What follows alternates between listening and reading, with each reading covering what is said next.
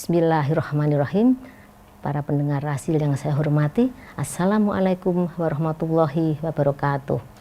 Hari ini kita mau membahas tentang panca indera kita yang sangat penting, yang merupakan rahmat Allah Subhanahu wa Ta'ala, yaitu indera penglihatan atau mata. Tema bahasanya adalah Vision 2020, The Right to Sight. Maksud daripada tema itu adalah bahwa kita, pemerintah Indonesia, Departemen Kesehatan, mempunyai cita-cita, mempunyai vision bahwa pada tahun 2020 nanti semuanya mempunyai hak untuk melihat dengan segala daya upaya kita atau program-program kita. Kenapa? Sebab ternyata kalau kita lihat dari data, kebutaan itu masih besar sekali jumlahnya. Kita tahu panca indera kita yang dirahmatkan oleh Allah adalah untuk melihat. Namun kadang berbagai penyakit, berbagai gangguan akan mengurangi fungsi penglihatan tersebut sehingga kita kurang bisa melihat, atau kalau lebih parah lagi yang disebut dengan kebutaan. Sebetulnya kebutaan itu apa?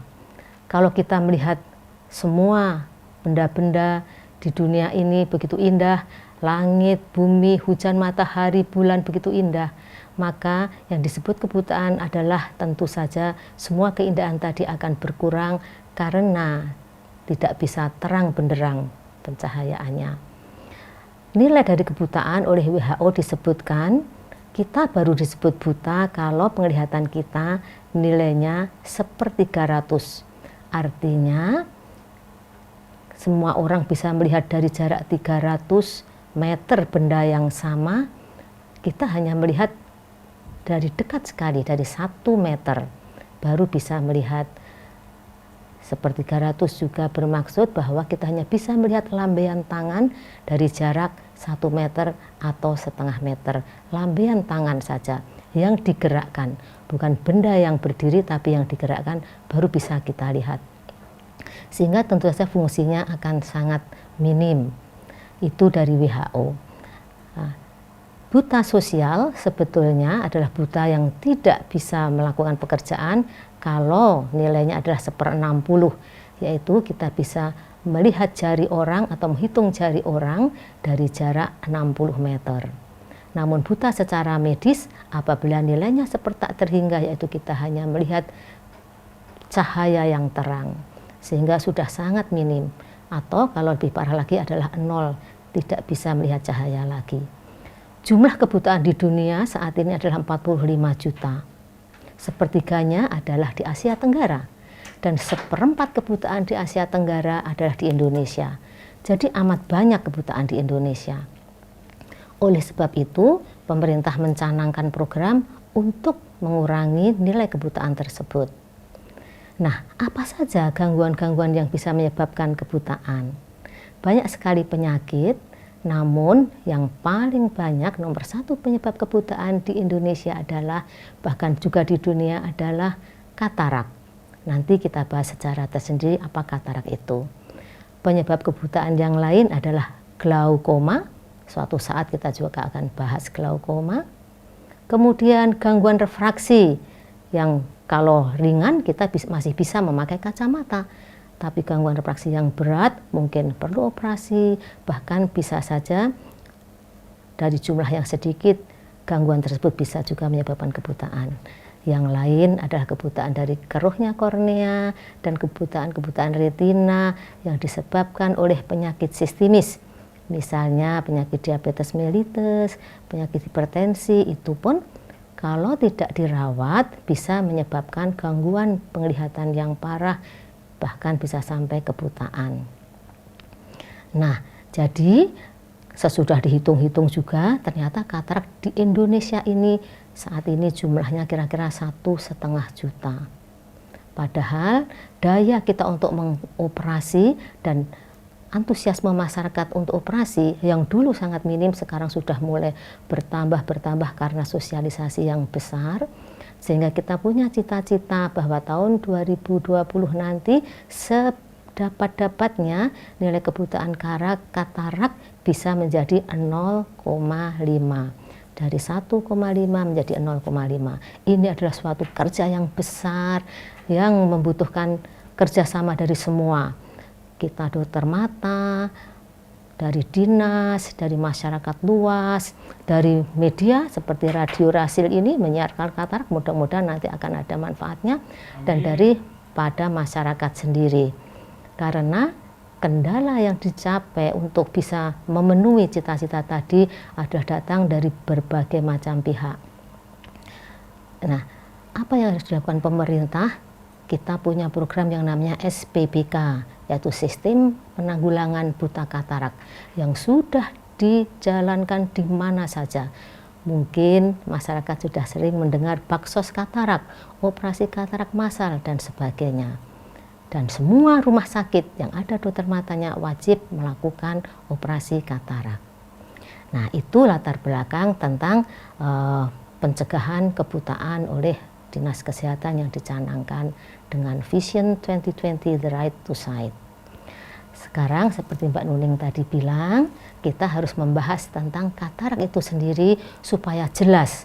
Kenapa toh itu katarak itu apa, kapan harus ditangani, bagaimana menanganinya, kok sepertinya kok penting sekali dan heboh sekali.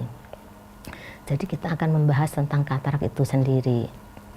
Katarak adalah suatu keadaan atau kelainan atau penyakit di dalam mata, di mana lensa kita, lensa di dalam mata yang seharusnya jernih mengalami kekeruhan karena denaturasi protein atau kelebihan cairan sehingga mengalami degenerasi yang harusnya jernih menjadi keruh.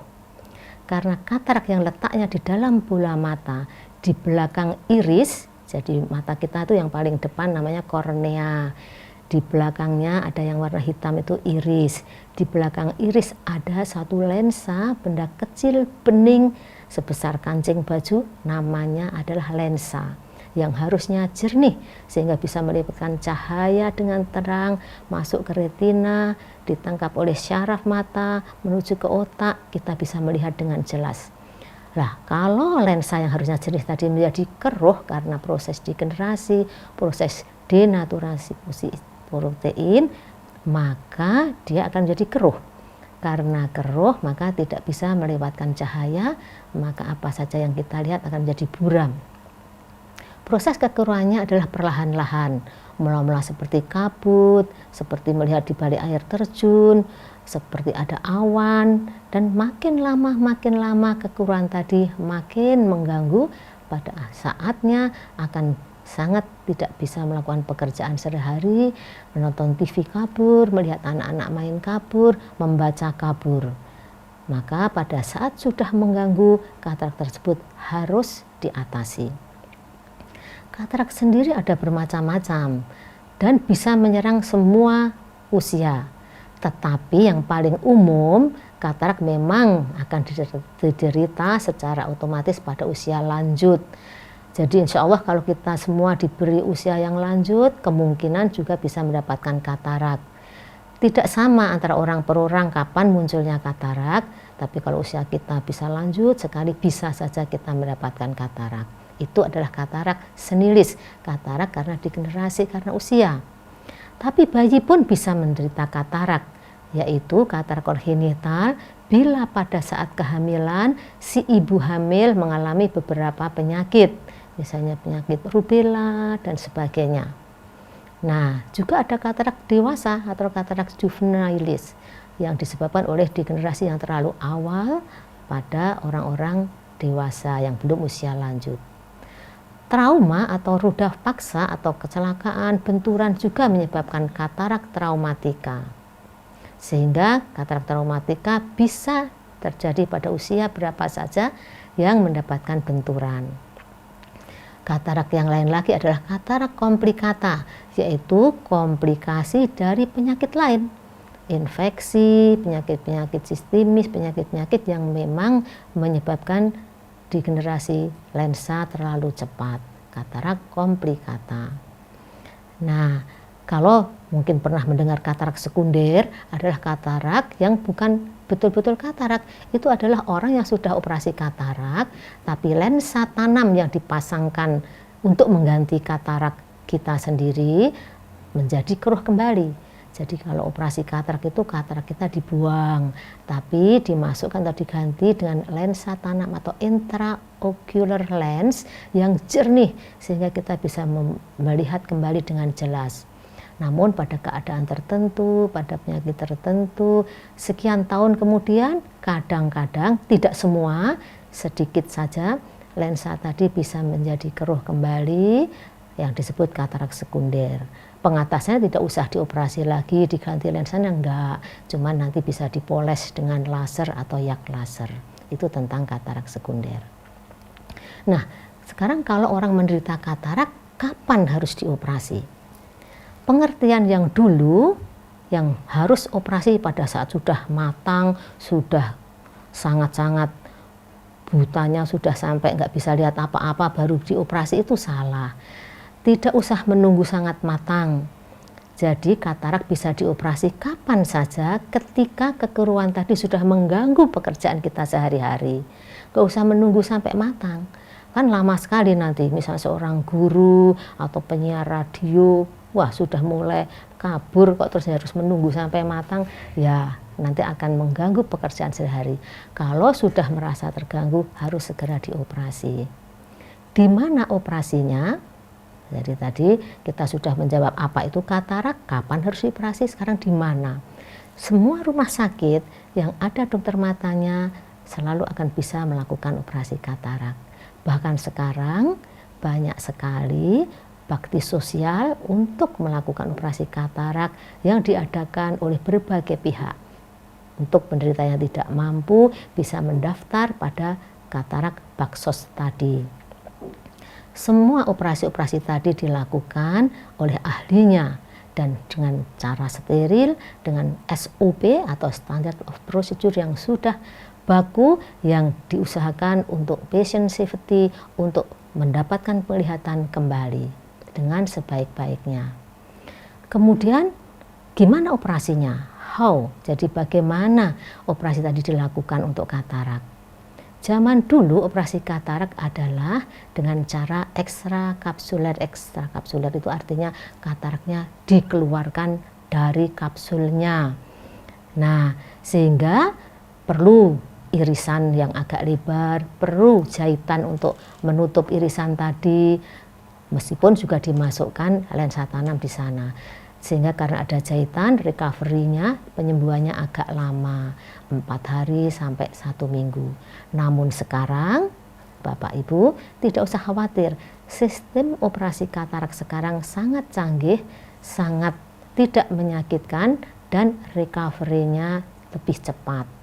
Tidak pakai irisan, tidak ada jahitan, karena dia merupakan sistem vakoemulsification, di mana dengan alat vakoemulsifikasi katarak tadi cuman dihancurkan di dalam dan diirigasi dan diaspirasi atau disedot dengan irisannya sangat kecil 1,8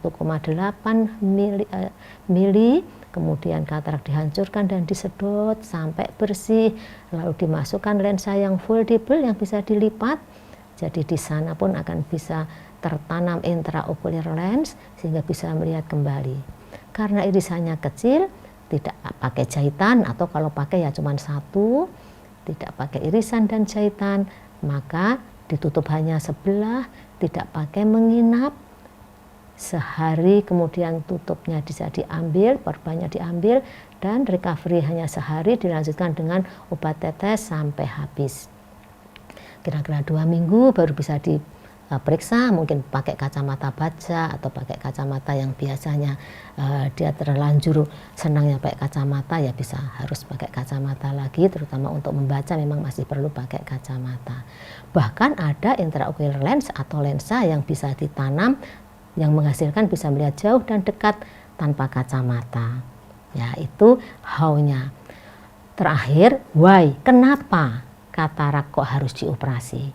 Nah, karena kita berhak mendapatkan taraf hidup yang baik, karena untuk memperbaiki kualitas hidup. Karena panca indera yang harus diberikan oleh Allah tadi pantas kita syukuri, pantas kita jaga, pantas kita manfaatkan sebaik-baiknya. Sehingga kalau ada gangguan, kita wajib mencari pengatasannya. Gangguan katarak, dioperasi kataraknya. Bisa melihat kembali sehingga kualitas hidup bisa menjadi baik kembali.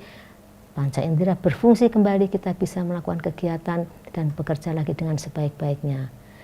Sekali lagi, karena rahmat Allah yang berupa panca indera, pantas kita syukuri dan kita jaga sebaik-baiknya dengan rasa syukur dan rasa sangat-sangat memanfaatkan dengan sebaik-baiknya. Demikian, Assalamualaikum warahmatullahi wabarakatuh.